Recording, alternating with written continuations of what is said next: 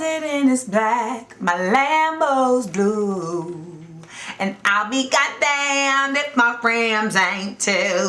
Yo, yo, yo. It's another episode of Diva Speak TV, y'all. Amanda Diva here. Can you believe it is episode 40, which means we've got 10 more before we're at episode 50, which you know is going to be a celebration. Well, this week has been an extremely historical week, so you know we're going to talk about the inauguration. We, of course, have a big up, a let down, a SupaWoman, and all that dope fun shit. And before we get into that, mullet moment.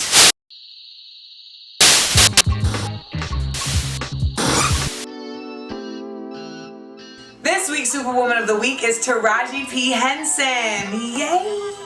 Now, some of you all know Taraji from Baby Boy, you know her from Hustle and Flow, but she has now secured the Best Supporting Actress nomination for this year's Academy Awards for her work in The Curious Case of Benjamin Button, starring, of course, Brad Pitt and Cate Blanchett. A lot of people, and myself included, didn't know that Taraji P. Henson has had a kind of a crazy life. I mean, she's the distant relative of Matthew P. Henson, who was the first black man to reach the North Pole. She also worked her way through school at Howard University at the Pentagon and as a dancer on a dinner cruise ship. She had a son in 1995, and then her son's father was murdered in 2002. I mean, she just really had a wild ride, and it's like you oftentimes don't find out about people's histories until they arrive. And it is wonderful for us to say that Taraji P. Henson has now arrived, and we wish her good luck on Oscar night, because if that ain't some super shit, I don't know what is. Big up and let down, big up and let down, big up and let down, big up, let down. So excited about our big up. This week's big up goes to the 10 Oscar nominations that the movie Slumdog Millionaire has received. Now, that already won for Best Score and Best Film at the Golden Globes, but these are the big ones. Now, the person who made this movie, Danny Boyle, must be a big fan of 3 movies: City of God, Quiz Show, and Forrest Gump. Because I swear to you, all the best aspects of all of these great movies are all put into this movie, Slumdog Millionaire. I'm kind of speechless. I'm kind of speechless about how dope this movie is. It is the best movie I've seen in 5 years. And I can't even tell you what the movie is 5 years ago that's better than it. That's how good it is. To me, the best films have you leave a different person than you were when you came in and sat down. And that's what Slumdog Millionaire does. You walk out of that movie feeling like a better person. You walk out of that movie with hope. And what they did is they actually also brought the scope back to Mumbai, the capital of India. And the last time that we spoke about Mumbai, it was about the terrorist bombings that went down during Thanksgiving. For there now to be a positive light washing over the city, it's just a beautiful thing to see. They even shot in the city with little cameras so that people couldn't tell that they were shooting a big film and they could actually get the true essence of Mumbai. So big ups to Slumdog Millionaire. If you haven't seen the movie, make sure you go and see it. And good luck at the Oscars and congrats on the Golden Globes. Side note, I remember at SUNY Purchase when we would pack into people's rooms to watch the Oscars, and Lyndon, when Denzel didn't win for Hurricane, walked out speechless. Like, he didn't even, there was no, like, this is preposterous! He literally just went, there we go. Letdowns like this, it makes you just shake your head. Like, are you really, like, for real? This is what's going on? This week's letdown goes to the 3 COs at the Rikers Island Juvenile Detention Center who organized a fight club made of kids meant to enforce violence amongst the other prisoners. Let me give you the lowdown. These 3 COs at Rikers Island's Juvenile Detention Center, Michael McKee, Khaled Nelson, and... Ooh, Big Ross! No. Damn.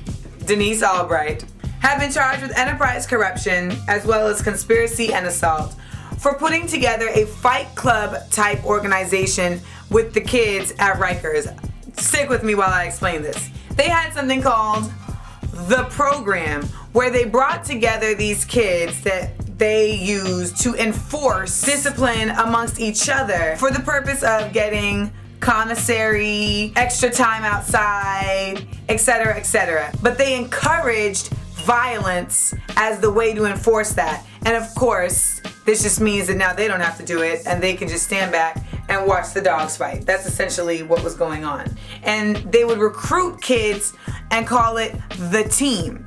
Now this all came to a head when a young man named Christopher Robinson was killed on October 18th for allegedly not wanting to be part of the team. And you think to yourself, wait a minute, a kid gets sent to Riker's Island, you're hoping that they're gonna come out of there with like a better sense of, I can't go back in there and I need to be better in society. And you're already worried about the mentality and the scenarios that take place in a prison setting amongst the other prisoners. And now you gotta worry about the folks who are supposed to be watching the prisoners, orchestrating the negativity and the foulness. You wonder, what is the point?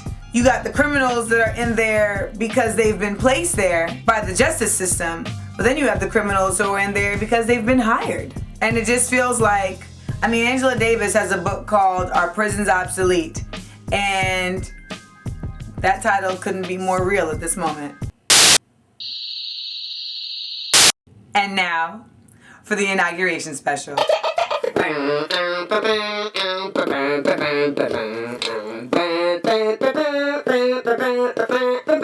Side note, I wanted to have like a big ass picture of Barack or like a big ass American flag or just something really ostentatious, but then I realized I didn't become patriotic until like last week. So this is all I got. So, last week was one of the most historical days in the history of the United States, and of course in my life as well, as Barack Obama was sworn in as President of the United States.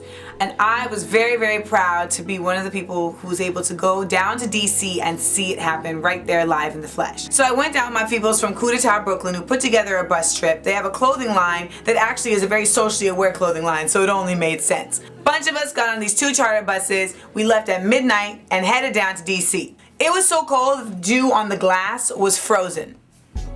We get to DC and we pile off the bus, we get to the train station, and it begins.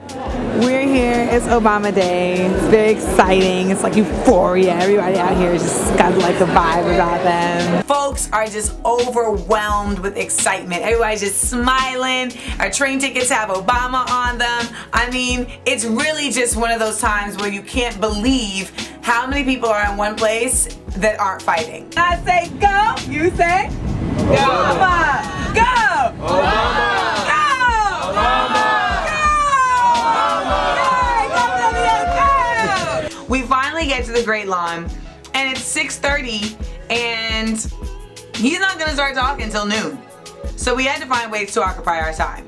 Well, we played down by the rivers the hanky panky, we did the electric slide, and we're singing at the same time, celebrate good times, come on. But you know how there's always one person singing harder than everybody else? So there's this one dude in the group who's like, there's a party going on right here, let's celebrate now. And it's like, how are you even warm enough to get that crunk? I mean, it was hilarious.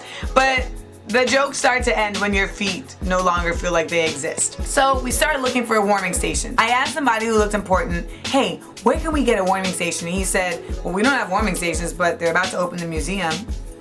They let folks just camp out in the Smithsonian Museum. Literally just camp out amongst artifacts. And I'm so happy because honestly, I wouldn't have made it. I mean, it was so cold that I would have just had to go back to the bus because I couldn't deal. So we get back outside just in time for Obama to get sworn in.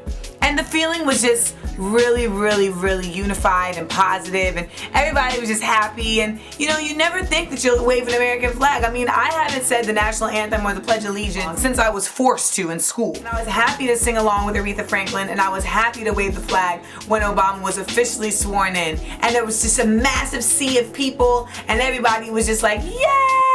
It's time! And I gotta say, I'm so happy I went. I'm so glad that I was part of the group that I was with, Coup d'etat Brooklyn, and the smaller group, because there was no whiny girls in my group, and there was no bitch ass men. All of us were just down, ride or die. And reality is that, you know, that's a day that I'm gonna remember forever. That I wanna be able to tell my kids, that I wanna be able to tell this story to over and over and over again. And I'm glad I could share it with you guys. Beginning of the Obama era is here. We are out of here. Amanda Diva signing off. Can I just say that if I could wear crew neck sweatshirts and spandex pants every day of my life, I would. So if you have a company that has crew necks, please let me know. If you have spandex, please let me know, because I would like to wear it on the show and make it fly for you. You know who else is making it fly for us? This is 50.com. Yay! 50 bars of pleasure, 50 bars of pain. When I'm dead and gone, niggas gonna remember my name. 50. Yes, we are now on this50.com, so thank y'all for bringing us to your site.